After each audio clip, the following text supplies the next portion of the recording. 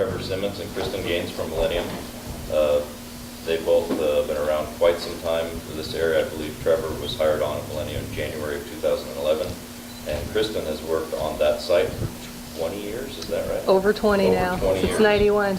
She was negative years when she started there. And you'll find out quickly that Trevor's from Australia, which makes him a very interesting person to talk to. But if you have a chance, you should ask him why, if it takes only an IQ of 60 to tie shoes, why so many Australians wear sandals. I'm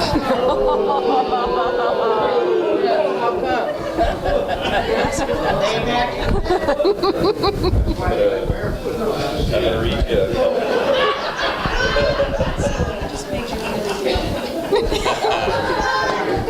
You notice Alex is wearing slip-ons. Yeah, that's right. You caught that, didn't you? I'm going to read you a couple of real quick background data about Kristin and Trevor, just so they don't have to do it.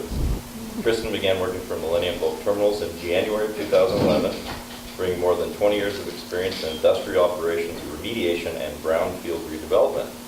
She has a whole mess of degrees and a bunch of science and crazy stuff like that, including Eastern Oregon and the University of Idaho. Like that.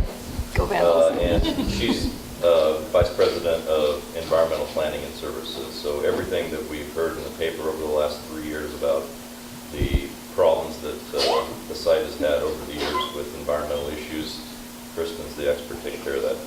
Trevor comes from the coal side. He's worked for over 25 years in Newcastle, Australia for Amber Energy, handling coal. His responsibilities included operational aspects, current site activities, and the development of the coal export terminal. So, without further ado. Thank you, everyone, for having us here today. Before I start, I do want to bring a couple of an apology. Ken Miller, our CEO, who you know, was going to be here today, and he had a family emergency, so he is not able to attend. So with that, I'd just like to, again, thank you for having us. And we're here to share some information about Millennium, about our background, about what we're doing today, and what we're planning to do in the future.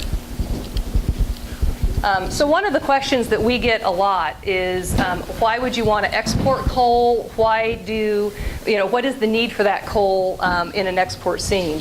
And so as you can see from this large red circle, there is currently a significant demand for coal in Asia. And there is demand as well all around the world, but Asia at this moment is expanding and they are developing. There's about 1.4 billion people in the world right now that do not have electricity. This coal is going to be used for the generation of electricity, and these developing nations are in the process of trying to improve the standard of living that they have in those areas. And some of the direct impacts that you can see is, these areas without electricity don't have clean water, they don't have sanitary services, they don't have refrigeration. And when you can start to bring that into a community, you have an increase in the standard, in their living, and in a decrease in infant mortality. So there's a greater livelihood of the children in those areas. And so that is a huge part of the need for an increase in electricity, therefore a demand for coal overseas. So the Millennium site, several of you know this site for many, many years. And as Alex had said, my background is actually out of the aluminum industry. I started working for Reynolds in 1991 here in Longview. And we have 540 acres out there. Millennium purchased all the assets and the operations of the facility in January 2011. We leased the property from Northwest Alloys, who's a wholly owned subsidiary of Alcoa. Alcoa purchased Reynolds, as most of you remember, in 2000, and then the facility was divested to Longview Aluminum, required by the Department of Justice in 2001. Then it went into bankruptcy, and then it was bought out of bankruptcy by Chinook Ventures. And so it's had a significant past in the last 10, 12 years. And so that's the background that's happened since Reynolds. So our owners, Millennium Bulk Terminals is owned by two companies. Amber Energy owns 62% and Arch Coal owns 38% of this. And so we report to a board that's made up of members from those two companies. So we have 540 acres at the site. This is the main facility. There's some acreage that's owned on the other side of Industrial Way going up 38th Street. We own over, whoops, I'm in the flag, sorry. We own over to the Weyerhaeuser facility to the west, and then over to the ditch, Weyerhaeuser to the east, and over to the ditch on the west side of the property. And then Port of Longview has purchased some property on to the west of the facility. We're an operating port. We have 37 employees right now. We are the sole supplier of alumina to Alcoa Wenatchee. And so we have, we believe, a great safety record. It's been almost 900 days since we have had a lost time injury. We have a fantastic, I feel very proud, a fantastic environmental record. We are at 980 days. We're approaching 1,000 days, and that essentially means we haven't had an environmental incident since we took over the site in January 2011. Go ahead. So with that, that's a little bit about our background, and so I want to share a couple things that we're doing in the environmental and the cleanup side. So like I said, we're an operating port.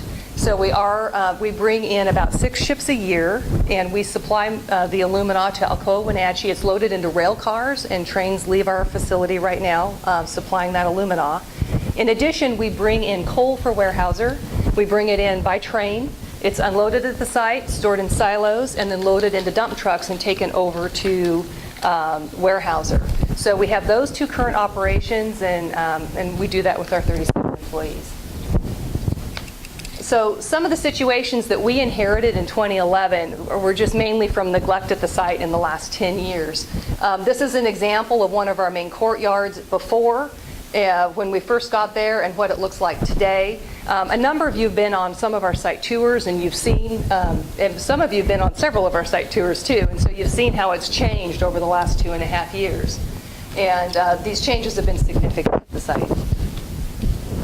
There were a number of structures that were built there without permits, a number of materials brought to the site that didn't have permits and weren't supposed to be at the site. This is a picture of the dock, and some of those structures, including some piles that were driven in the river without permits and actually generated some violations with the Corps of Engineers. We were able to remedy that in 2011, remove all those structures, and mitigate for those violations. The 1968 pot room buildings, the newer side of the facility, had been converted into storage rooms. And so the pot shells used to sit in the floor of this building, and then these walls are new. When we got to the site and we started looking at the engineering, we determined that those structures were actually unsafe. The facility had been modified by the previous tenant with these floors and these walls, and there hadn't been any engineering done nor permits taken for that work. And so we worked with the county, the Clean Air Agency, and Ecology to come up with plans, environmental and safety plans, to get in and remove those materials. And we have just completed that work last week. So all of these storage materials, where all 6 of those buildings had been full, those materials have been removed, and we're in the final cleaning stages right now. Last year, we were able to make a repair to the CDID levee. This levee is out near the Weyerhaeuser side of the facility. It's the main levee between the river and our facility. The dredge spoils area had been over-dredged, and so there was sand taken from there and actually placed upland in some wetlands on the site, which is another issue we're working on with the Corps of Engineers to deal with that violation. And so the levee had been impacted. You can see the edge of it. And so we worked with CDID in order to effect a repair. We completed that last year, and then in March of this year, they just passed their Corps of Engineer major inspection with this levee. So they were very pleased with that. Any of you that have drove past the site had seen that there had been a large pile of green pet coke that had been brought in by the previous tenant and had been stored out on the western side of the property.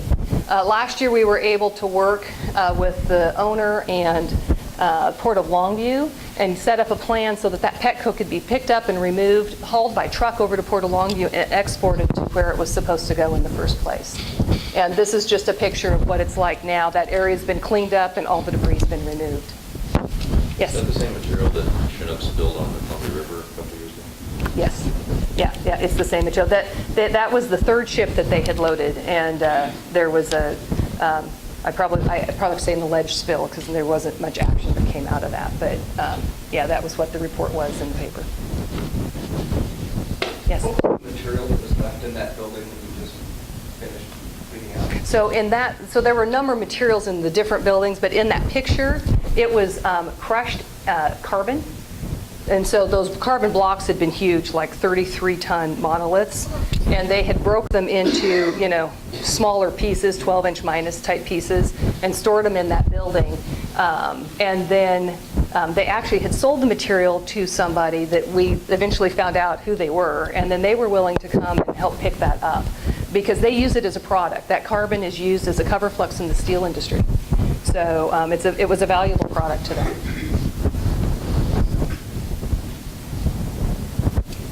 So last year, the other great thing that we were able to get done is there were a number of conveyors and structures that had been built there in the last few years without permits prior to us getting there. And this is the end of our pot room buildings. This is what they looked like when we got there. And all of these rusty and older pieces are actually the new construction. And we were able to demolish all of those last year. And so we've returned the facility to looking like it had been before, and we've returned it to operations the way it was before in the areas that we're using it. So just in summary, in 2011, we were able to remove 54,000 tons of material from the site, complete the repair of the landfill that was out there, and remove all those unpermitted structures that were in the water, and also do the mitigation to resolve the violation. In 2012, we removed 165,000 tons of material from the site in general, and we completed that CDID levee repair. Right now, we're continuing to do the final cleanup of that 35,000 tons of material that was in the building. The last load, like I said, had just gone out last week, so we're pretty excited about that. The cleanup, we just are issuing the contract right now, and we're hoping that they'll be able to start work next week, and so maybe within 3 or 4 weeks that work will be done. We received our permits to demolish the older 1941 buildings, and so we're in the process of hiring a contractor for that. We did our contractor interviews 2 weeks ago, and now we're in our final phases of contractor selection. So we're very excited about that. And then we're also continuing with our large site-wide cleanup project with Ecology and Alcoa. So we're looking at all of the legacy wastes and landfills that were left on the site from the aluminum smelting days, and we're working on final closure of those materials at the site. And in that process right now, we've submitted more information to Department of Ecology, and they're reviewing that at this moment. They anticipate that there'll be a public comment period on that in first quarter of next year, where those materials will be made available to the public, and then they'll have a public comment time and probably one public meeting associated with that. So from the standpoint of our coal export terminal permitting, as has been in the papers a lot, we are working with all 3 agencies. We submitted permits in February of 2012 to the Corps of Engineers and Ecology in the county. They have come together and decided to work together towards a final EIS product. The Corps is going to work on the national EIS. The county and Ecology are going to work on the state level EIS. And the scoping, they've retained a contractor, a consultant, ICF, to do that work. And they began work a few months ago, and then they started the scoping time period of 95 days in August. And as several of you mentioned earlier today, we have our first scoping meeting that's in progress right now at the Expo Center. So that started at noon today with the first speakers from 1 to 4. And then there'll be a 1-hour break in between, and then there'll be another session from 5 to 8. So we're excited about that. And as some folks have noticed with police and security, in talking with the agencies, they're taking these meetings very seriously. They're taking security seriously. They want to make sure that they're run properly and that everything is respectful that's happening during the meetings. and they definitely are involving the local police force to try to make sure that that security is under control there.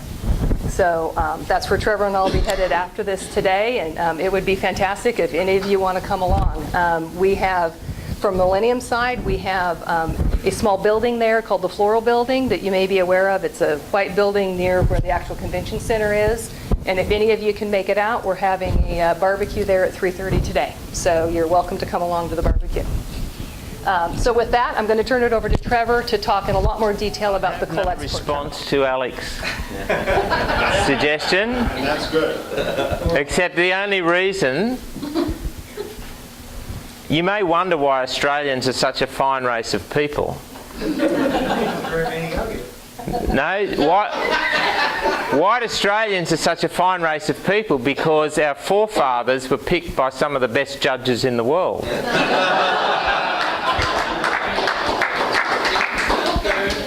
Okay, so as I explained, I had worked in a coal export terminal in Newcastle. My background is in mechanical engineering, and I've been there for 28 years working right inside a coal terminal in the various aspects of the operation. And I finished there in 2010, and Amber Energy, or Millennium, asked me if I'd be interested in coming over to help them with a coal export terminal they were wanting to build in Washington. And I thought, oh, that sounds pretty interesting, but why would they be interested in building a coal export terminal next to the White House? So it shows how little I knew about America. I'm much wiser now. I realise that Washington is its own unique state in the northwest, and we've been here since the start of 2011. It's a great town, Longview. We live down near the Cowlitz River. Everyone's been welcoming, everyone's been friendly, and it's been a great opportunity. So you're all part of that. Thank you very much. So let's talk about the coal terminal. What is a coal terminal is a question I often get asked. And while there is not one nearby that I can take you and show, what I have is some photographs and some information about the coal terminal I used to work at in Newcastle. So this is a shot of a coal terminal. So let me explain. The idea of a coal terminal is you mine the coal, you bring it down in small lots, train loads, unload the train, and build a large stockpile of coal on the ground so that when the ship comes in, you can load it into the ship and the ship will take it off for export for the customer to use to generally make electricity. If we have a look here in this facility, here's the large coal stockpile area, and that's where the coal is unloaded and the cargo is assembled. So the trains in this here come down through this residential community, right through the middle of the residential community, and they get unloaded inside this building, and then there are enclosed conveyors which take the coal out to the stockyard. Out on the stockyard are special pieces of equipment. This is called a stacker, used for stacking the coal onto the stockpile, and it travels up and down on rails along that conveyor there. And then the coal stockpile is built, and when the ship comes in out in the river here, the reclaimer picks that coal up, sends it along the conveyor belt out through here to the ship loader. And I've got some videos later in the presentation which show you how that process works. Just to point out a couple of other things, there is a water treatment facility as part of the terminal so that all the runoff water is taken, treated and reused for clean-up or firefighting systems or hose down, those sorts of things to keep the dust under control. And the water is also used to irrigate the landscaping that is around the facility as well. The rail loop goes around the outside so that when the train's unloaded, the train loops the facility and then goes back up to a mine to get another load of coal. The other thing to note is these residential communities. These houses are within 1,000 feet of that coal terminal. The coal terminal has been operating since the mid-1970s. What I would like to say here is environmental compliance is one of the design criteria. When we have designed our facility here for Longview and at where I used to work, we make sure that environmental compliance is part of the way the equipment is designed and built. It's not something you build it and then hope you've achieved something. And if you have a look at this facility, it's good design and good operating practice that allows you to control the issues which people have been presenting as being major problems in relation to a coal export terminal. And I would have to say that the things that have been raised as major issues have not been part of my experience where I worked in Newcastle. And we're going to bring that design and those technologies, which are effectively operating in various locations around the world, bringing it to our facility so that we will design, build and operate a world's first-class facility where those issues are well managed and well controlled. The next slide, it talks about what we're going to build here in Longview, or what we're proposing to build here in Longview. You are all aware of the site down here at the old, and I've got to practice saying this, aluminum smelter. All right. Okay. It's a very similar product to aluminium that we use in Australia. So this site is very attractive as a coal terminal because currently there is rail access here which allows the coal to be brought down from the mines, and there is already river access for shipping, for international shipping. And it is a old industrial site which hasn't been operational for effectively for 10 years. So looking at the features of that site, what would impact the way what we could build there as far as a coal terminal goes? So already the river is dredged to 43 feet. If I get metric and imperial measurements mixed up, please forgive me, but I did tell someone the river was 43 metres deep the other day, which is quite different. It's 43 feet deep, and that means Panamax-sized ships are already coming up the river, and we would be looking to load Panamax-sized ships with our terminal. The aquatic lease in this area here is already in place, and there is enough room in that aquatic lease to allow us to build two docks of the Panamax-sized ship in that aquatic lease. There is a closed landfill as part of the Reynolds activity, which we need to stay clear of.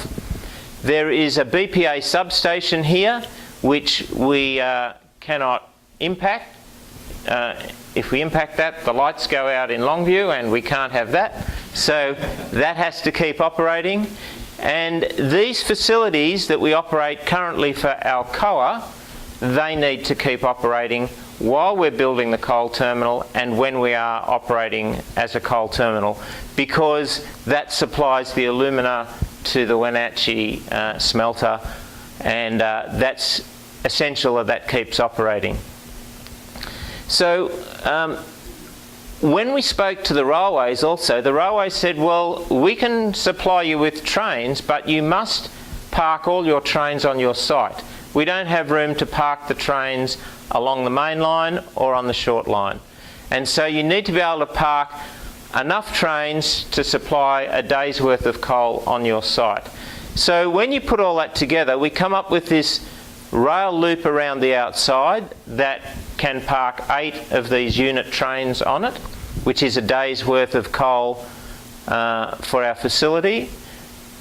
Then we would develop it in 2 stages. The green is stage 1, where we build 2 stockpiles here and equipment to load coal out here to build 2 docks with 1 ship loader on it, and then stage 2 would be 2 more stockpile pads with another conveyor going out here to another ship loader to load a 2nd ship.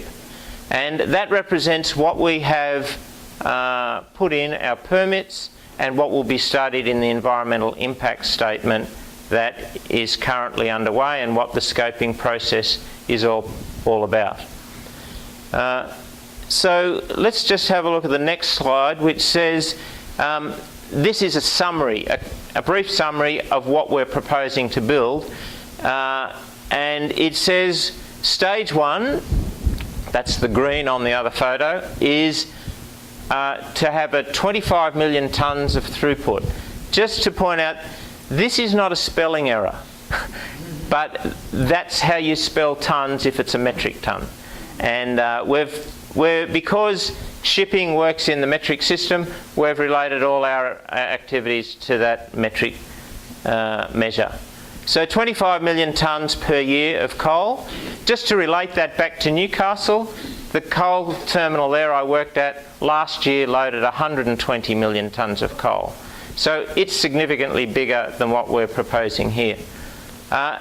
2 docks in the river with 1 ship loader and 5 trains for stage 1, 750,000 tonnes of storage, and $400 million worth of expenditure to get stage 1 operational.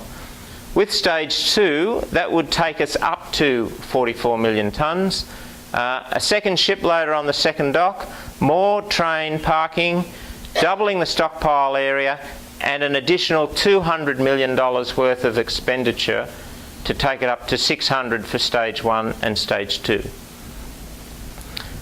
Next one. So one of the concerns that have been raised is we have never seen anything like this in the northwest before. Well, this is an aerial shot taken up at the Transalta power plant just up at Centralia, or Chehalis? Centralia? Okay, and that is 1.4 million tonnes of coal on the ground. And that's there today, and it's well managed. It's not a problem in that area, and so it is happening in the northwest currently, and it's well managed and well under control. So what I want to do is talk a little bit about some of the problems that people have identified as their concerns in relation to a coal export terminal. Dust coming off trains has been mentioned a lot, and coal has been carted around America in trains for decades, and it's been well managed, and there are many ways, there are a couple of ways in which dust is managed in relation to moving coal on trains. One of them is to have the top of the coal here smooth and a smooth profile, so that as it travels along the track, the wind is not pulling the dust from the top of the stockpile. And the other is at the mine, when the train has been loaded. It's a bit hard to see in this video, but that's a spray bar there, and that spray bar is spraying a sealing agent onto the top of the coal, so that seals the top of the coal. The coal in the top of the rail car. And the other thing that I have noticed since coming to Longview is that there are coal trains travelling north that travel through Longview or through Kelso up the main line already. And today, 4 trains of this size will go through Longview or go through Kelso on their way north. And if that is already happening, and there's not a problem there, I don't understand how there will be a problem in the future if we build a coal terminal and moving coal by train. If it's not a problem currently, it won't be a problem in the future. When the trains are being unloaded, there's a potential for dust to be generated.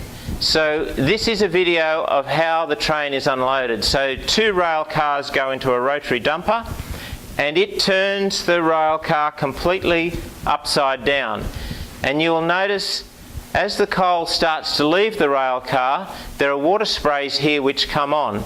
And these water sprays come on and capture any dust that is created and keeps the unloading process a clean operation. Additionally, on our facility, this unloading station, this dumper, will be inside a building. So it is also covered while this dumping activity is taking place. As I say, this is taken at an operating facility. It's current technology working effectively. So large stockpiles of coal out in the open, people have said, well, there's going to be dust blowing from those stockpiles. Well, this is taken at the one of the coal terminals I worked at in Newcastle, and along the side of the coal, which is stacked out in the open, are these stockpile sprays. And these sprays come on and wet the surface of the coal down. And they are connected to a weather station. So when the unfavourable weather conditions occur, the weather station tells the stockpile sprays to wet the surface of the coal down, and that controls the dust. Additionally, in the background here was a stacker operating while that was running at 8,000 tonnes an hour. You can see that that stacking operation is not a dirty, dusty operation. You hurrying us up? Yeah. Okay. This is what a clean coal terminal looks like. Good technology, good design, good operating practice. This is what it looks like when a ship's being loaded. It's not a dirty, dusty operation. The coal comes along here, down this enclosed spout, and is unloaded below the deck of the vessel. 1 more minute. I'd rather stay. This is an aerial shot. We need to talk about rail traffic. That is a major concern about these longer trains coming through Longview. This is the rail line coming through here, and this is Industrial Way, Oregon Way, California Way, and 3rd Avenue. So there are 4 rail crossings at which trains and cars interact. The thing to understand is this is a manual system currently, and it will be upgraded to be an automated system so that the trains run through, the signalling, the switching is all done automatically. The rail speed of the track is upgraded to 25 miles an hour. So if you take a train travelling at 20 miles an hour, the gates down to gates up is a 5-minute closure of that crossing.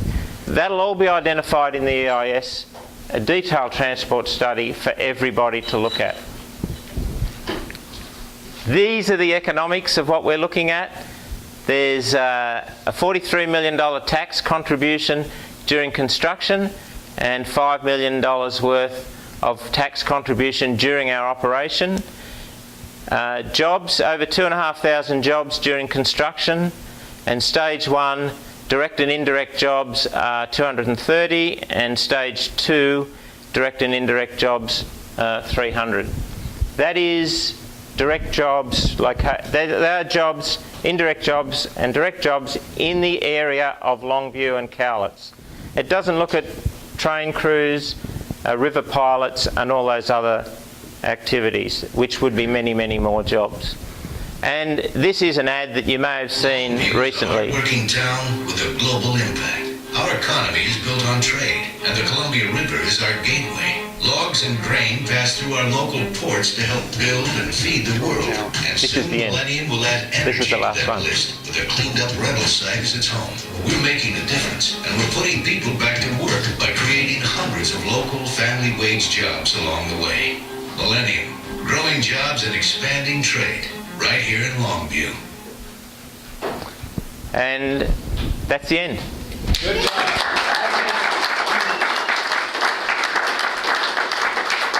Do you have any questions? If they're willing to stay around, answer them for you. On behalf of Pioneer Land, we're going to present you with our mug. Oh, thank you. We're going to present you with a cup. I have a question about the roads. You said in 5 minutes, these 16 trips, 8 coming in and 8 going out. That is correct. That means Oregon Way and Third Avenue will be closed about an hour and a half every day.